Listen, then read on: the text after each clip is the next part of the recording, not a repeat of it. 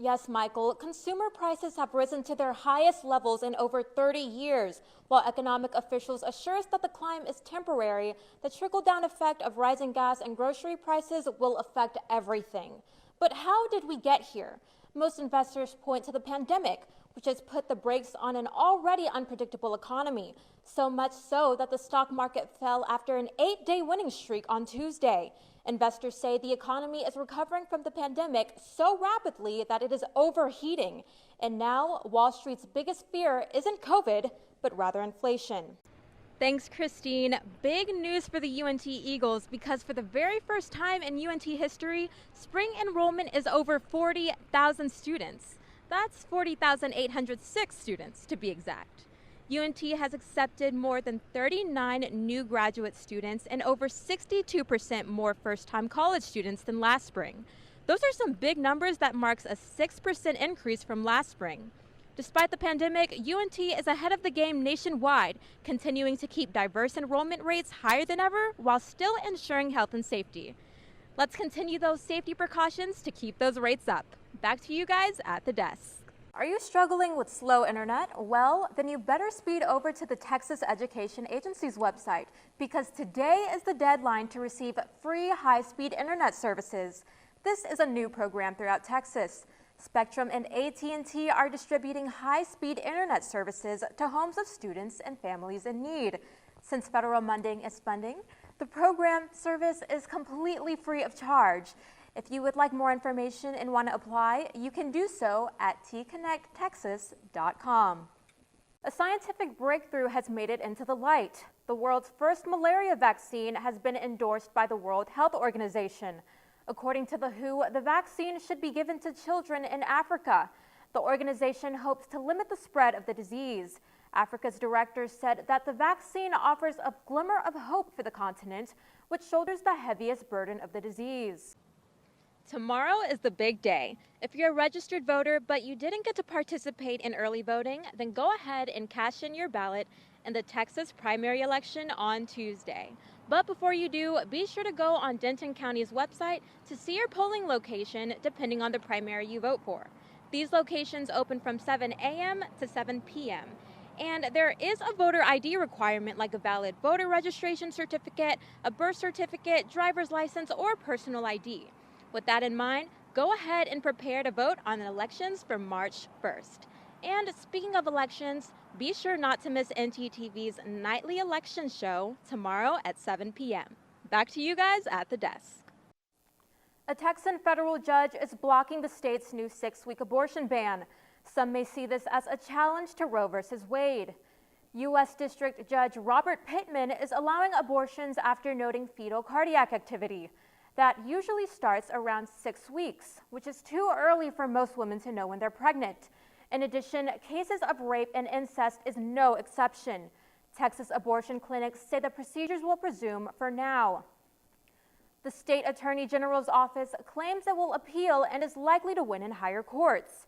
The U.S. Department of Justice is hitting the law with a separate lawsuit.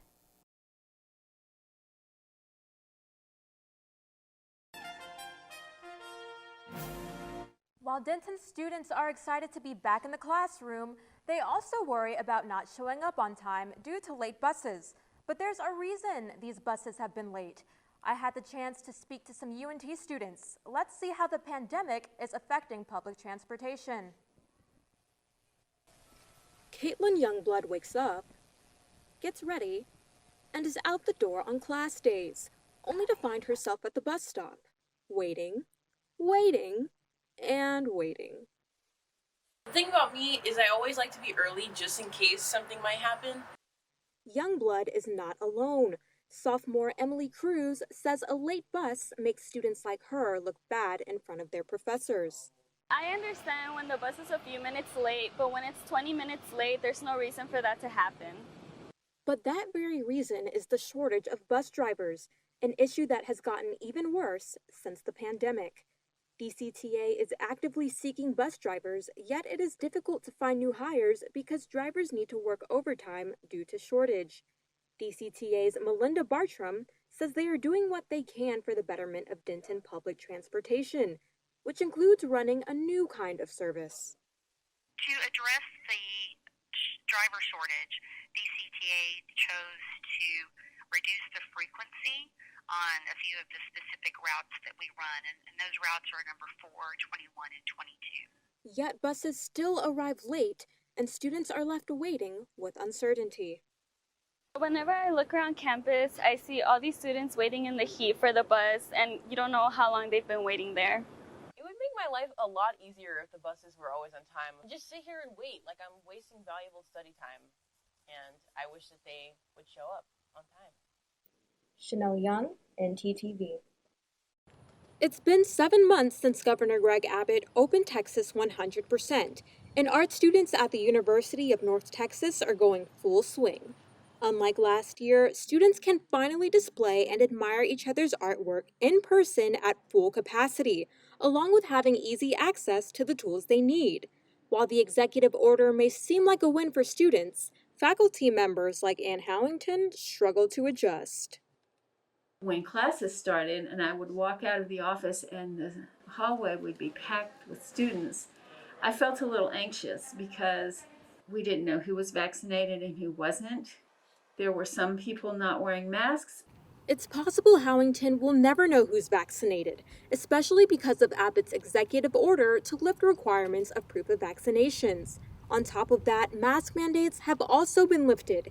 This means students are not required to wear masks or show proof of vaccinations, whether faculty likes it or not. But Howington is pushing back. There are other universities across America that are requiring all students to be vaccinated or they can't come on campus. They're requiring all the teachers to be vaccinated or they can't come on campus.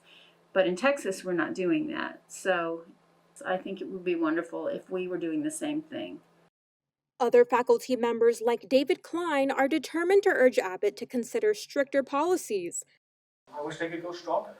I know not everyone agrees with that, and there's a healthy balance we have to strike between civil liberties and public health. I personally lean more towards public health. I personally, in my individual capacity, would like to see a mask requirement, not a recommendation. Regardless of faculty disagreements, UNT's President Smartrusk claims COVID rates on campus are low, and the school is working hard to continue in-person learning for the upcoming semester. Chanel Young, NTTV.